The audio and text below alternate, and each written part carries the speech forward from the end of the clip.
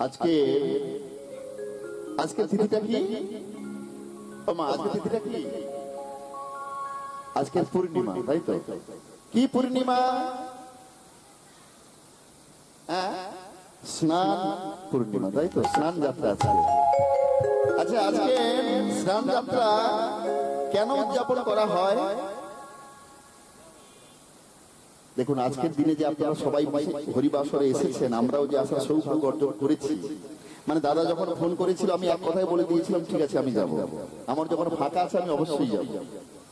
তার কারণ ছিল একটাই, সেই কারণটা হলো এই যে আজকের দিনে হরিকথা শ্রবণ, হরিকথা বলা, এটা যে কত বড় মহতের কাজ সেটা কল্পনা করা যাবে না। কারণ আপনাদের মন্দিরে বিগ্রহ আজকে প্রতিষ্ঠা হয়েছে শুনলাম, তাই তো? খুব ভালো, খুব ভালো একটা দিনে প্রতিষ্ঠা হয়েছে। আজকের হলো জগন্নাথ দেবের আবির্ভাব তিথি। আজকের জগন্নাথ দেবের আবির্ভাব তিথি। এই তিথিতে যদি কোনো ভক্ত মন প্রাণ দিয়ে এক চিত্তে হরিবাসরে হরিকথা শ্রবণ করতে পারে, জন্মার্জিত সমস্ত পাপরাশি সব দূরীভূত হয়ে যাবে। শুধু তাই নয়, আজকের এই স্নান যাত্রার দিনে যদি জগন্নাথ দেবকে স্নানরত অবস্থায় কেউ দর্শন করতে পারে, বলছে তার এই মানব জন্ম আর হবে না, ভগবানের কাছে তিনি ঠাঁই পেয়ে যাবেন, ভগবানের কাছে চলে যাবেন। হ্যাঁ ভক্তমণ্ডলী মায়েরা, তাই আজকের এই পুণ্য তিথিতে আমরা গঙ্গায় স্নান তো করতে পারলাম না, কিন্তু একটা গঙ্গা আছে। কি সেই গঙ্গা? না, হরিনামের জলে আমরা সবাই অবগাহন করব, তাই তো? হরিনাম আমাদের চারিদিকে ভেসে থাকবে। তাই আজকের আমাদের এই পবিত্র তিথিতে সবাই এক মনে হরিকথা আস্বাদন করব। আপনারা নিশ্চয়ই জানেন দীঘাতে একটা কিন্তু জগন্নাথ মন্দির হয়েছে, সবাই জানেন কি? সবাই জানেন তো? আমি গিয়েছিলাম এই মাসের 3 তারিখে। এই মাসের 3 তারিখে আমি গিয়েছিলাম জগন্নাথ দেবের মন্দিরটা দর্শন করতে। একটা আশ্চর্য ঘটনা আপনাদের বলি। যেহেতু আজকে জগন্নাথ দেবের আবির্ভাব তিথি আর সেই দিনে হরিবাসর হচ্ছে, আপনারা শুনলে অবাক হয়ে যাবে। আমরা জগন্নাথ দেবের মন্দিরে প্রবেশ করেছিলাম ঠিক 4টের সময়। 4টের সময় যখন যাই, আমার সঙ্গে আমার মা ছিলেন, আমার বোন আর ভগ্নিপতিরা ছিলেন, ভাগনা ভাগিনরা সবাই মিলে আমরা গিয়েছিলাম একসঙ্গে, প্রায় 10-12 জনের মতো। যখন মন্দিরে প্রবেশ করলাম, সঙ্গে সঙ্গে ভীষণ বৃষ্টি হচ্ছে, প্রচুর বৃষ্টি। আর এত বৃষ্টি হচ্ছে আমরা এগোতে পারছিলাম না। ওই যখন মানে মেন গেট থেকে প্রবেশ করেই দাঁড়িয়ে গেলাম, ওখানে দাঁড়ানোর জন্য ভালো জায়গা করা হয়েছে, সুন্দর মন্দির। আর ঠিক বিকেল 4টের সময় পতাকা পরিবর্তন করার জন্য একজন দুজন উঠেছে। যেমন করে পুরী ধামে প্রত্যেকদিন পতাকা পরিবর্তন করা হয়, আমরা গিয়ে দেখলাম, মানে আমার দাদাও গিয়েছিলেন। আমার দাদা বলছে দেখো দেখো দেখো, ওই পতাকা পরিবর্তন করার জন্য উপরে গেছে একজন। তারপর দেখলাম না, একজন নয় দুজন গিয়েছে। পতাকাটা তখনও পর্যন্ত পরিবর্তন করা হয়নি, সেই গোল চক্রটার মাঝে কিন্তু দুজনেই রয়েছে। কি আশ্চর্য ঘটনা!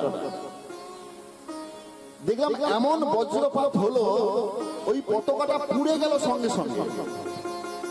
আমরা তো ভাবছি সেই দুটো মানুষের কি হলো। আমার ফোনে ভিডিও করা রয়েছে, আমি ফোনে ভিডিও করেছি। বজ্রটা একদম সেই পতাকার উপরে পড়লো এবং পতাকাটা সঙ্গে সঙ্গে পুড়ে গেল। সবচেয়ে আশ্চর্যের বিষয়, যে দুটো মানুষ পতাকা পরিবর্তন করতে গিয়েছিল তাদের কিছু হলো না। আমি ভাবছি ভগবানের কত কৃপা দেখো, কিছুটা উপরেই পতাকাটা পুড়ে ছাই হয়ে গেল, দুটো মানুষের কিচ্ছু হলো না। তারপরে আবার পতাকা পরিবর্তন করে আবার কিন্তু নিচে নেমে এলো। আমরা দেখলাম একদম চোখের সামনে দৃশ্য। এ থেকে আমার একটা প্রমাণ কিন্তু হয়ে গেছে যে ভগবানের ভক্ত যদি কেউ হয়, ভগবানকে যদি সঠিকভাবে প্রাণ ধরে ভালোবাসতে পারে, তার অকাল মৃত্যু অবশ্যই নাশ হবে। আমাদের মৃত্যু সবার হবে, কিন্তু অকাল মৃত্যুটা হবে না। হ্যাঁ ভক্তমণ্ডলী মায়েরা, তাই আজকে এই শুভ তিথিতে আমরা যখন এসে পড়েছি হরিবাসরে, আজকে এই তিথির মাহাত্ম্য অনুযায়ী কিন্তু আমরা সবাই মিলে এই হরি কথা গৌর কথা খুব ভালো করে মন দিয়ে আস্বাদন করব। তাই চৈতন্য মহাপ্রভু আমার কি করেছে, দাদা নিতাই চাঁদকে ডেকে বলছে, দাদা এই জগতের মানুষ অন্ধ, তারা জানে না, পথ চলতে জানে না, কথা বলতে জানে না, তাদেরকে সঠিক পথে পরিচালিত করতে হবে। তাই তোমাকে প্রথম দায়িত্ব একটা দিলাম, নয়নে দেখিবে যারে কৃষ্ণ নাম দেবে তারে কেহ যেন বঞ্চিত না হয়। নিতাই চাঁদ কি করলেন, দিকে দিকে সবার দাঁড়ে দাঁড়ে গিয়ে হরিনাম বিতরণ করলেন। এই নিতাই চাঁদ যদি না আসতেন কিন্তু দিকে দিকে এমন হরিনামের প্রচার প্রসার হতো না। গৌরাঙ্গ মহাপ্রভু নিজে তার দাদা নিতাই চাঁদকে দিয়ে চারিদিকে এমন করে হরিনামের প্রচার প্রসার করেছিলেন। তাই তো আজকে পৃথিবীর সমস্ত দেশে এমন করে হরিবাসর হচ্ছে, হরিনাম হচ্ছে। আর আজকে আমরাও সেই জন্য এই হরিবাসরে এসেছি, আপনারা এসেছেন, আমরাও এসেছি। ভক্তমন্ডলী মায়েরা, এই পৃথিবীর যদি কেউ মঙ্গল করতে পারে সে হলো একমাত্র ভগবান, আর কেউ নয়। তোমার মঙ্গল করতে যদি কেউ পারে সে হলো একমাত্র ভগবান, আর কেউ তোমাদের মঙ্গল করতে পারবে না। আর সেই মঙ্গলময় ভগবানের চরণ যেন আমরা কোনোদিন না ছাড়ি।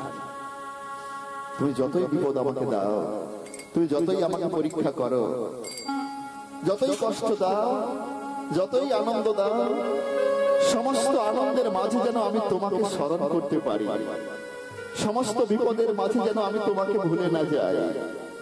এই প্রতিজ্ঞা যদি আমরা করতে পারি তাহলে আমাদের জনম ধন্য হয়ে যাবে। একবার বলে রে,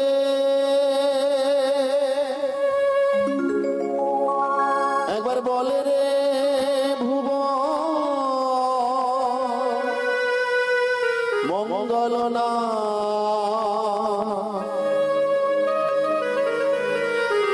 এ নামে শ্রবণে মধু প্রেমামৃত রস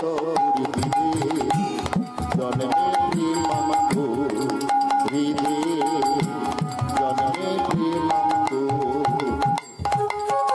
বলি রে ভুবন মঙ্গল না,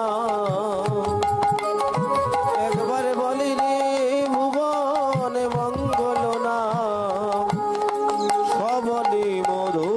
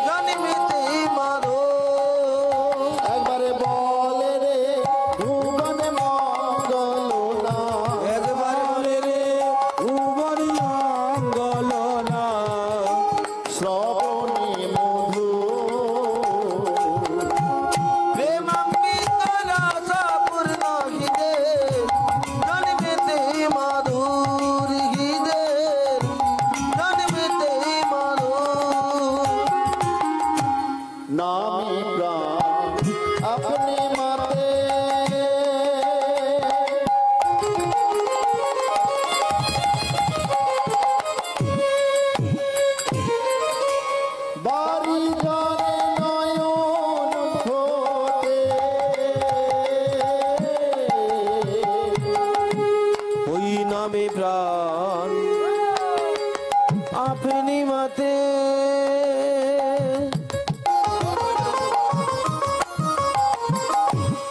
হরিব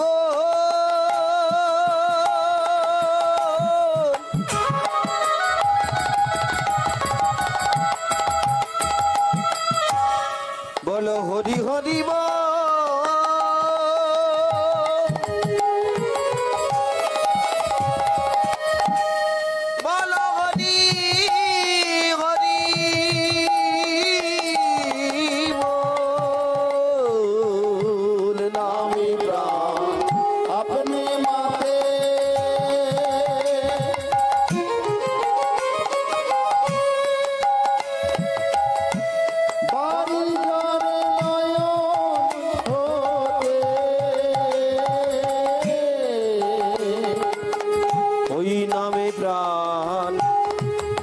পূর্ণিমাতে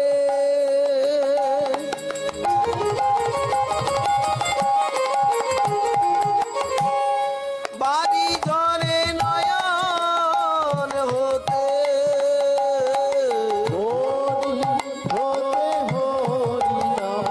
হরি হতে হরি নামে হরি হতে হরি নামে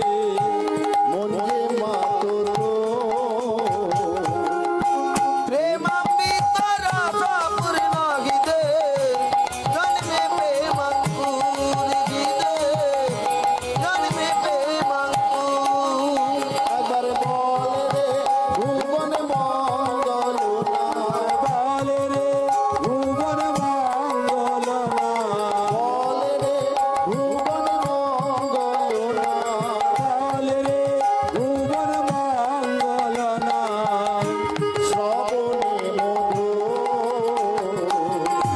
প্রেমামৃত রস পূর্ণ গীতে জন্মে প্রেমাঙ্কুর গীতে জন্মে প্রেমাঙ্কুর হরি নামের নাই তুলনা হরি নামের নাই তুলনা হরি নামের নাই তুলনা ওই হরি নামের নাই তুলনা ডাকার মতো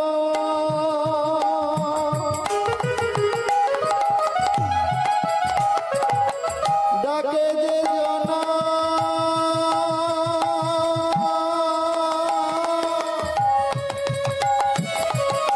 বল বল হরি নামে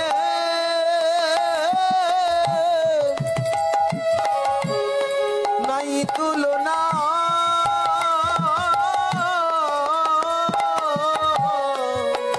দারে ডাকার মতো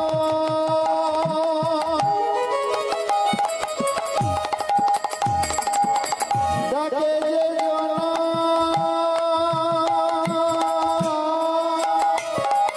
এবার হরি নামে নাই তুলনা